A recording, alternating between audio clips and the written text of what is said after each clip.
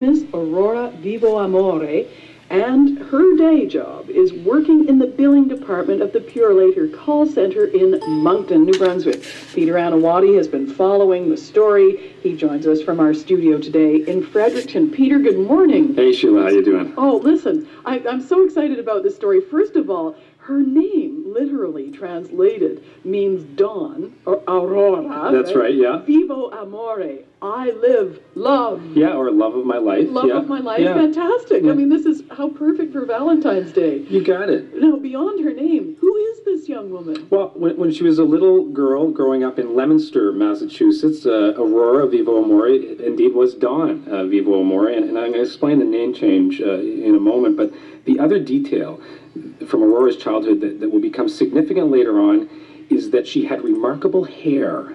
Everyone in her immediate family, her brother, her parents, her grandparents, all had jet black hair.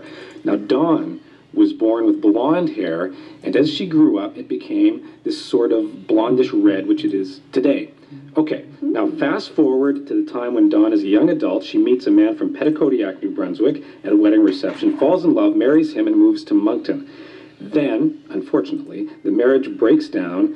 In 1997 now, things look pretty bleak for Dawn. She's in her late 20s, she's divorced, she's raising a young son, she gets into a car accident that's serious enough that she can't work, and she has to be on social assistance for a while.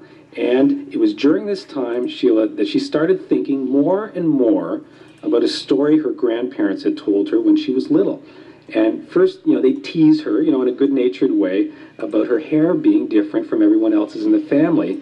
But then they would say solemnly that the real reason for this was that she was the descendant of a famous Italian count.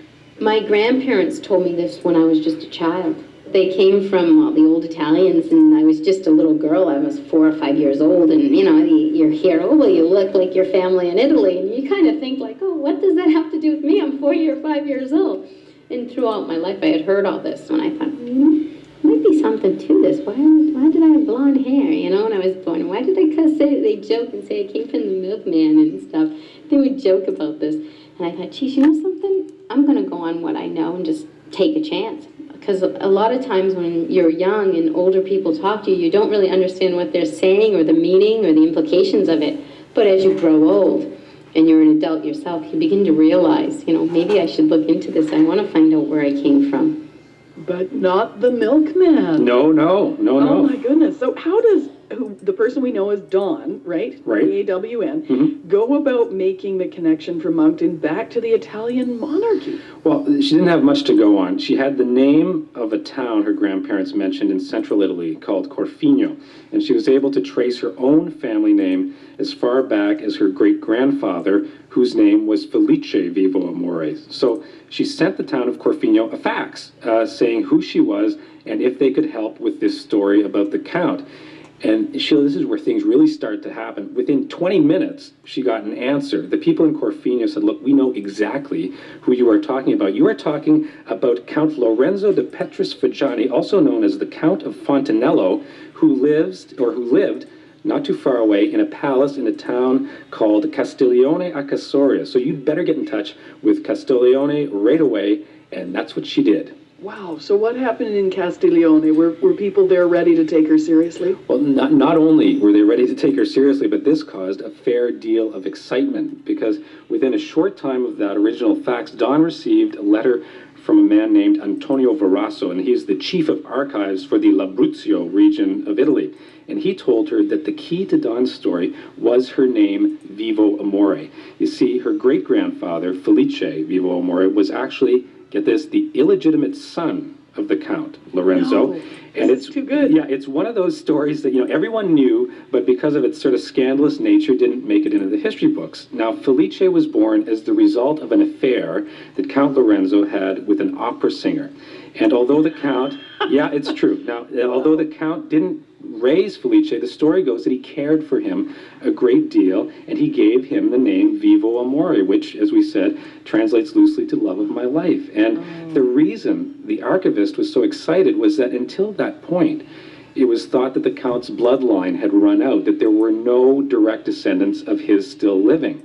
So this was pretty big news, as you might imagine, because Count Lorenzo was not only famous for being, part of this powerful De Petrus Fraggiani family, he was also kind like of a swashbuckler. He was obviously a bit of a playboy, a high-stakes gambler, and even at one point he was accused of murder and then proclaimed innocent. And finally, Sheila, he was well known as a very handsome man with wonderful hair. The color, same as Dawn Aurora, blondish red. Peter, this is an opera itself. It's lovely. Earlier, you talked about how Dawn, right? Dawn changed her name to Aurora. And when did that happen? Well, as you might imagine, this was all a lot for, a young single mom from Moncton to absorb. But the archivist said, look, don't take my word for all this. You must talk to a man named Carmine Tribbiano, who's a retired professor, historian, Boston University, whose family still lives in Castiglione. So Dawn contacts him, and he sends her books and documents about the Count and the family. And in this material, there is a photo of Count Lorenzo, and I've seen this, Sheila. The resemblance is remarkable. The same eyes, the same nose, the same mouth, and of course, the hair. And at this point, Mr. Tribbiani told her the following. First, as a true blood relative of the Count, she would inherit the title of Countess or Contessa, as you said, and that since, Contessa Dawn, it doesn't work. And that he and all the people of Castiglione would call her Aurora, Contessa Aurora, and that's when she officially left the name Dawn behind and legally became Aurora. And the other thing that Mr. Tribbiano told her was that she must visit Castiglione and that he would buy her a ticket and take her there himself. I can't believe it. She had to go. She must have gone with the professor. You better believe it. And in the period of Christmas, over New Year's, 98-99, Aurora visited the town of Castiglione for the first time, which is very, very small, but 1,000 people or so. And the people were waiting for her. When she walked up the street for the first time, she told me the people were opening, the little shutters in the villas to take a peek and then closing them. And then they started coming out and saying how much she looked like the Count and members of his family. But she really got the message, of how important finding this link to the past was to these people when she went to the town's New Year's party. They had a dance, and they had this beautiful singer. She was singing, and the speaker got on, and he said, all of a sudden, I'd like to dedicate the next song to the Contessa Americana sitting in the corner over there. And I looked at him and went, oh, no, oh, no. So, and I don't know, the tears just came down my eyes. Like, I couldn't believe it, the warm reception I got. So I didn't know what it was like to be a countess or anything like this, so I thought, well, geez, she's saying such a nice song, I'm going to get up and clap. So I started getting up, and Mr. Tribbiano put me right down in the seat, and he said, don't you know that they're clapping for you? So, and there's about 250 people there from different towns. And you know what, Sheila? Aurora was even featured in the newspaper Il Centro in the Popoli, or People section, about her visit. Oh, that's so lovely. Big news. So now is Aurora, as she is now, she's got her title, Contessa. Anything else? Like, has she got a treasure chest or anything like that? Well, it depends, how you look at it as far as the riches that go along with this are concerned. While she was in Castiglione, the mayor and the archivist showed her around the Piazza de Petrus. This is a 350-room palace where Count Lorenzo lived. And, some of it now is in pretty rough shape, but it's undergoing renovations. In any event, the mayor told her that the section that used to belong to the Count is now hers. Of course. Wow. It's really a symbolic thing because she can't sell it and make money off it, or she doesn't have to heat it or pay tax either. So it's a nice thing to have. But obviously the real riches here are discovering her roots, her identity, this sense of belonging. And in fact, when I was visiting Aurora at her home in Moncton, she invited Rosalba Santori over from the Moncton Italian Association. And because, Aurora's Italian is pretty basic at this point, and she needs some help. And she wanted Rosalba to translate some of the letters that she had received from Castiglione. And here is an example just, how the people there feel about her. This is Rosalba translating a postcard. Well, I'll tell you who it's from. It's from Sandro and Maria, and it's addressed to Contessa Aurora 716 Mountain Road, Moncton, New Brunswick. So what it says, it's, we salute you with love, we write to you with all our heart, we think of you often, we hope that one day you will come and visit, and come, please come, return soon, we were waiting for you, and give kisses to your son, and don't forget to write to us, ciao. And that's what it says.